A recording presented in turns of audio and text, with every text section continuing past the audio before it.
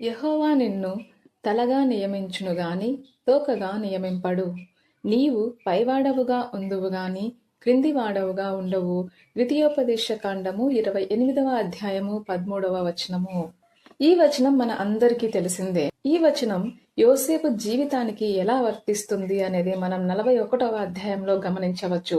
37వ అధ్యాయంలో దాసుడిగా అమ్మబడిన యోసేపు, 39వ అధ్యాయంలో సెక్షువల్ హరాస్మెంట్, అన్యాయంగా నిందలు, జైలు శిక్ష పడ్డ యోసేపు, 40వ అధ్యాయంలో పానదాయక అధిపతి చేత మరచిపోబడ్డ యోసేపు, ఈ అధ్యాయంలో ఫరో తరువాత హైయెస్ట్ అథారిటీ గల వ్యక్తిగా ఎలా ఎదుగుతున్నాడు, దేవుడు అతన్ని ఎలా బ్లెస్ చేస్తున్నాడు అనేది ఈ అధ్యాయంలో మనం గమనించవచ్చు. 2 సంవత్సరాల తర్వాత పానదాయకుల అధిపతి జైలు నుండి విడిపింపబడిన 2 సంవత్సరాల తర్వాత యోసేపు మళ్ళీ ఈ అధ్యాయంలో గుర్తు చేసుకుంటాడు.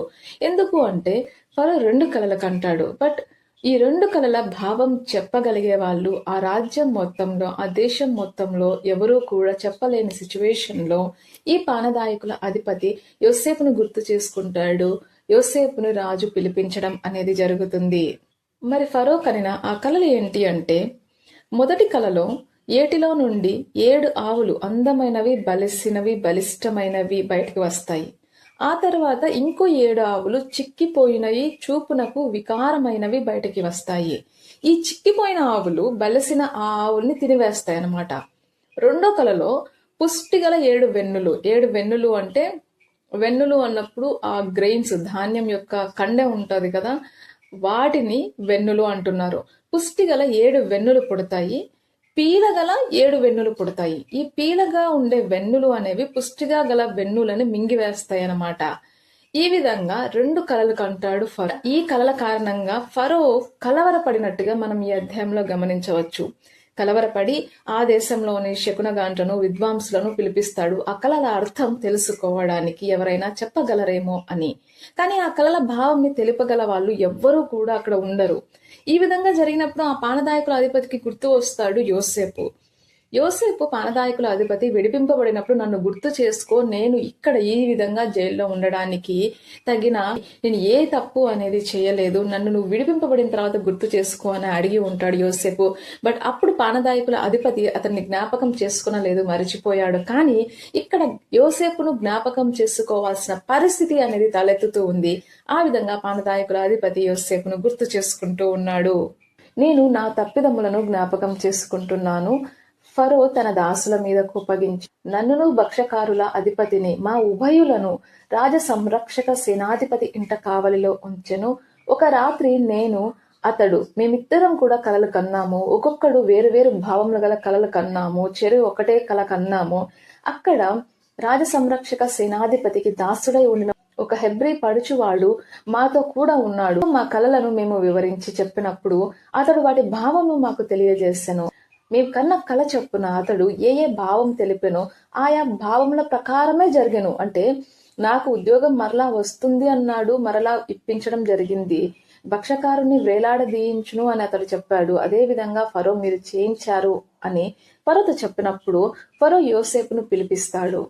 అప్పుడు యోసేపు చెరసల్లో ఉంటాడు కాబట్టి అతడు జైల్లో ఉన్నప్పుడు అతని అపియరెన్స్, అతని బట్టలు ఏవి కూడా రాజు ముందు ప్రెజెంటబుల్ గా ఉండవు. కాబట్టి అతనికి క్షౌరం చేయించి మంచి బట్టలు కట్టించి ఫరో యుద్ధకు తీసుకుని వస్తారు. అప్పుడు ఫరో యోసేపుతో చెప్తాడు తన కన్న కలల గురించి, రెండింటి గురించి. ఫరో ఆ కలల గురించి చెప్పడం అయిపోయిన తర్వాత యోసేపు ఈ 2 కలలు ఒకదాని గురించి, ఒకే భావం గురించి దేవుడు తాను చేయబోచున్నది ఫరోకు తెలియజేస్తాను అంటాడు. అంటే దేవుడు తాను ఏం చేస్తాడు ఫ్యూచర్ లో అది ముందే ఫరో మీకు తెలియజేశాడు. అదేంటి అంటే ఈ 7 ఆవులు 7 వెన్నులు బయటికి రావడం అనేది 7 సంవత్సరాలకు గుర్తు. ఆ ఆవులు వెన్నులు 2 కూడా బలిష్టంగా ఉండడం, అంటే 7 బలిష్టమైన ఆవులు 7 మంచి వెన్నులు అనేది బయటికి రావడం సమృద్ధిగా పంట పండే 7 సంవత్సరాలకు గుర్తుగా ఉంటాయి. అంతేకాకుండా 7 వికారమైన చిక్కిపోయిన ఆవులు 7 పీల వెన్నులు బయటికి రావడం అనేది కరువు వచ్చే 7 సంవత్సరాలకు గుర్తు.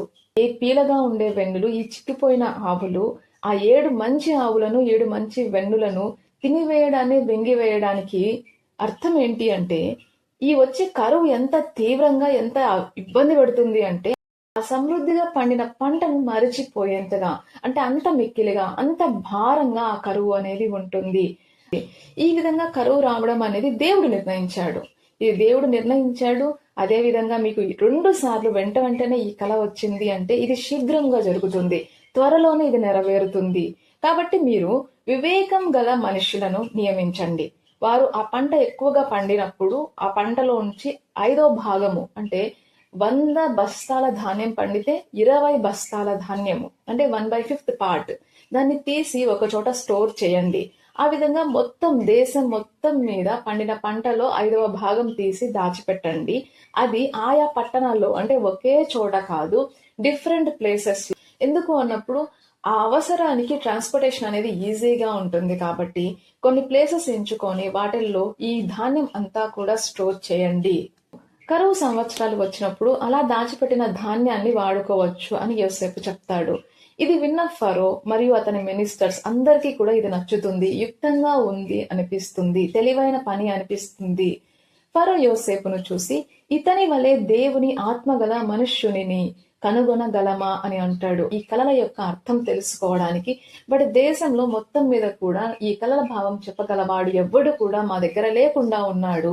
మరి దేవుని ఆత్మగల ఇటువంటి వారు ఇంకొకరిని మనం కనుగొనగలమా అని అంటాడు. ఈ విధంగా యోసేపును అనడానికి ఫరో 2 కారణాలు. మొదటిది ఏంటి అంటే, యోసేపు ఈ విధంగా కళల భావం చెప్పడం అనేది మొదటిసారి కాదు. He already proved himself. పానదాయకుల అధిపతికి, భక్షకారునికి ఏ విధంగా అయితే కళల భావం చెప్పాడో అదే నెరవేరింది. అంటే అతను కళల భావం చెప్పగల ఆ గిఫ్ట్ అనేది దేవుడు అతనికి బ్లెస్ చేశాడు అని ఆల్రెడీ ప్రూవ్ అయింది. రెండవది, ఫరో కలలు కనిన తర్వాత అతని మనసు కలవరపడినప్పుడు అతనికి దాని మీనింగ్ చెప్పగలిగే వాళ్ళు ఎవ్వరూ లేని సమయంలో కేవలం యోసేపు మాత్రమే దానికి మీనింగ్ చెప్పగలిగాడు. భావం చెప్పడం మాత్రమే కాదు, ఆ ప్రాబ్లం కి ఆల్టర్నేటివ్స్, సొల్యూషన్స్ కూడా చెప్తూ ఉన్నాడు. సో ఫరో కాలింగ్ జోసెఫ్ యాజ్ దేవుని ఆత్మగల మనుష్యుడిగా అతని పేర్కొంటూ, దేవుడు ఇదంతయు నీకు తెలియపరచెను కనుక నీ వలె వివేక జ్ఞానములు గలవారు ఎవ్వరునూ లేరు. నీవు నా ఇంటికి అధికారివై ఉండవలెను. నా ప్రజలందరూ నీకు విధేయులు అయి ఉందురు. సింహాసన విషయంలో మాత్రమే నేను నీకంటే పైవాడనై ఉందును అని యోసేపుతో అంటాడు. ఇక్కడ ఈ వచనాలు గమనిస్తే నా ఇంటికి అధికారివై ఉండవలెను అంటాడు. మనం యోసేపు గురించి గమనిస్తే మొదట ఒక సేనాధిపతికి, పోతీఫరు ఇంటికి అతను విచారణకర్తగా నియమించబడ్డాడు. చెరసాల అధిపతి దగ్గర అతనికి మొత్తం ఖైదీలను అప్పగించేసి అతడు ఏది కూడా విచారణ చేసిన వాడు కాకుండా చెరసాల అధిపతి ఉన్నాడు. ఆ 2 చోట్ల తర్వాత ఇక్కడ ఫరో అతనికి తన ఇంటి పైన అధికారివి. అతని ఇల్లు ఏదండి? ఐగుప్తి రాజ్యం. ఆ ఐగుప్తి రాజ్యం పైన నువ్వు అధికారివై ఉండవలెను. నా ప్రజలందరూ నీకు విధేయులై ఉంటారు అంటున్నాడు. అంటే దేవుడు అతన్ని ఏ విధంగా యోసేపును హెచ్చిస్తున్నాడు అనేది, అతని పైవాడిగా ఏ విధంగా ఉంచుతున్నాడు, ఏ విధంగా ఆ సమస్యలు, సందర్భాలు అనేవి యోసేపు యొక్క అధికారాన్ని, అతని యొక్క స్థాయిని పెంచేవిగా ఉంటున్నాయి అనేది మనం ఇక్కడ గమనించవచ్చు. నా ప్రజలందరూ నీకు విధేయులై ఉంటారు అంటున్నాడు. దేవునికి యోసేపు చూపించిన విధేయత కారణంగా, దేవునికి ఇష్టం లేని పని చేయడం నుంచి యోసేపు నిరాకరించిన కారణంగా, అతని నిజాయితీ కారణంగా, అతని విధేయత కారణంగా ఇక్కడ యోసేపునకు ప్రజలు విధేయులై ఉండే విధంగా దేవుడు అతనిని ఆశీర్వదిస్తూ ఉన్నాడు. సింహాసన విషయంలో మాత్రమే నేను నీకంటే పైవాడనై ఉంటాను. అంటే సెకండ్ హైయెస్ట్ అథారిటీ ఆ రాజ్యంలో యోసేపు అవుతూ ఉన్నాడు. అంతేకాకుండా ఫరో, చూడుము, ఐగుప్తు దేశము అంతటి మీదను నిన్ను నియమించి ఉన్నానని యోసేపుతో చెప్పెను.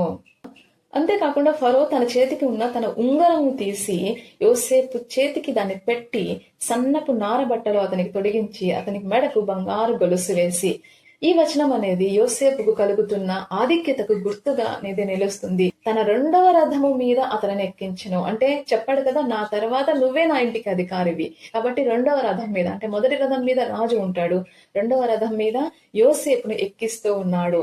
అప్పుడు వందనము చేయుడని అతని ముందర జనులు కేకలు వేసిరి. అట్లు ఐగుప్తు దేశము అంతటి మీదను అతని నియమించెను. మరియు ఫరో యోసేపుతో, ఫరోను నేనే అయినను నీ సెలవు లేక ఐగుప్తు దేశం అంతటను ఏ మనుష్యుడును తన చేతినైనను కాలినైనను ఎత్తకూడదు అంటాడు. అంటే అతని పర్మిషన్ లేకుండా ఏ ఒక్క వ్యక్తి కూడా చెయ్యి ఎత్తకూడదు, కాలు ఎత్తకూడదు. అంటే ఏ కార్యం కూడా అతనికి తెలియకుండా, అతని పర్మిషన్ లేకుండా, జరగడానికే వీలు లేకుండా ఫరో ఆజ్ఞ అనేది ఇస్తున్నాడు. ఇది అతనికి ఇస్తున్న అథారిటీని, అతనికి అప్పగిస్తున్న అధికారానికి ఈ వచనం సూచనగా ఉంటూ ఉంది.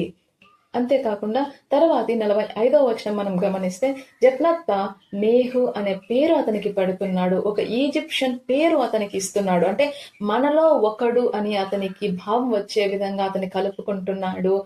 అతని దగ్గర యాజకుడుగా ఉండే ఒక పోతీఫరు కుమార్తె అగు ఆసనతును ఇచ్చి అతనికి పెండ్లి చేస్తూ ఉన్నాడు.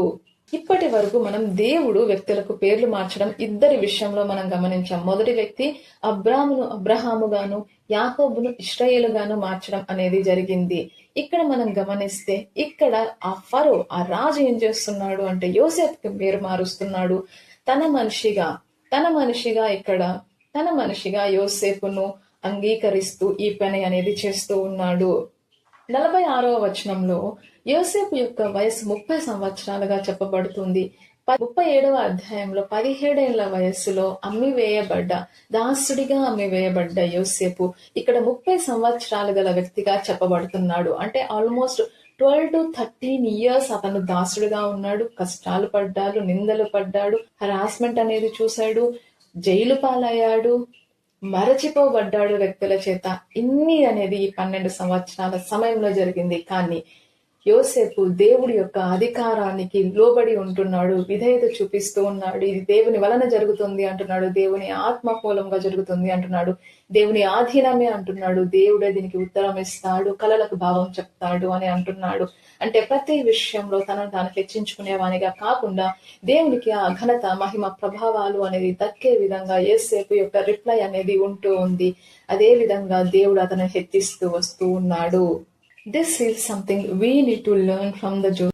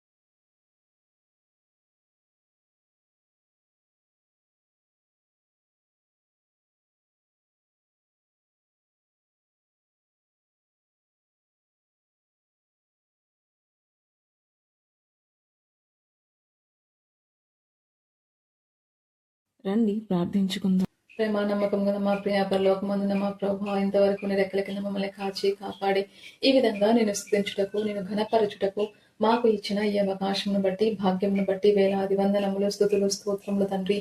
దేవా, నీ ప్రేమ ఎంతనే చెప్పగలం ప్రభా, ఏమని చెప్పగలం దేవా. 17 సంవత్సరాల వయసులో ఇంటి నుండి బయటికి వెళ్లాల్సి వచ్చిన యోసేపు 30 సంవత్సరాల వరకు సీజన్ ఆఫ్ విల్డర్నెస్ లో ఉన్నాడు తండ్రి. యోసేపు లాగానే మాలో ఎంతో మంది ప్రభా, మేము ఎంతో మంది కూడా సీజన్ ఆఫ్ విల్డర్నెస్ లో ఉన్నాము తండ్రి. సీజన్ ఆఫ్ విల్డర్నెస్ ద్వారా వెళ్తూ ఉన్నాం ప్రభా. ఎన్నోసార్లు ఎందుకు, నాకే ఎందుకు, నేనేం తప్పు చేశాను ప్రభా, నన్ను గుర్తు చేసుకో అనే ఎంతో మంది మీ ప్రభా బాధపడుచున్నాము, ఏమవుతుందో అని భయపడుచున్నాము తండ్రి. యోసేపుకు అన్ని సందర్భాల్లో, అన్ని సమయాల్లో తోడుగా ఉండి అతనిని పై చేయిగా ఉంచిన మా దేవా, అతని మీద పై అధికారుల కటాక్షం కలగజేసిన మా ప్రభా, అదే విధంగా సందర్భానికి క్లిష్టత అనేది పెరుగుతూ ఉన్నా కూడా అతను హెచ్చిస్తూ ఆశీర్వదించిన దేవా, మాకు కూడా తోడుగా ఉండుము తండ్రి. మా సీజన్ ఆఫ్ విల్డర్నెస్